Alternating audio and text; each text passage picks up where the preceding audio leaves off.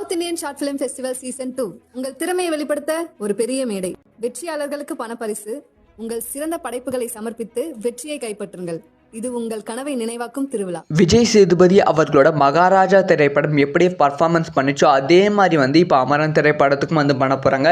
இதனால் தமிழ் சினிமாவில் 2,000 கோடி திரைப்படம் கிடைப்பதற்கான வாய்ப்புகள் இருக்குது. இயற்கை மகாராஜா திரைப்படம் பயங்கரமாக வசூல் வேட்டை அடைந்து கொண்டு இருக்கிறது.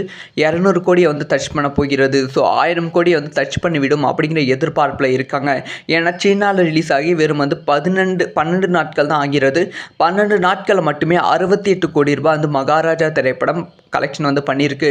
அதுவும் கடைசியாக 3 நாட்களில் மட்டுமே 30 கோடி வரைக்குமே கலெக்ஷன் பண்ணியிருக்கும் அப்படிங்கிற ரிப்போர்ட் கிடைச்சிருக்கு. இது சீனாவில் மகாராஜா திரைப்படத்துக்கு பயங்கரமான எதிர்பார்ப்பு வந்திருக்கு. படத்தை நிறைய பேர் பார்த்து வரவேற்பு கொடுத்துருக்காங்க. அப்படி சொல்லி கொண்டாட்டத்தில் இருக்காங்க. ஸோ அமரன் படக்குழும் இந்த ஒரு டெக்னிக் பின்பற்றலாம் அப்படிங்கிற பிளானில் இருக்காங்க. ஸோ மகாராஜா திரைப்படம் எப்படி சீனாவில் டப் பண்ணி 40,000 ஸ்க்ரீனில் ரிலீஸ் பண்ணாங்களோ அதே மாதிரி சிவகார்த்திகேயன் அவர்களோட அமரன் திரைப்படத்தையும் டப் பண்ணி சீனாவில் ரிலீஸ் பண்ண போகிறாங்களாம். ஸோ ஏற்கனவே அமரன் திரைப்படம் 310 கோடிக்கு மேலே வசூல் வேட்டையை அடைந்தது.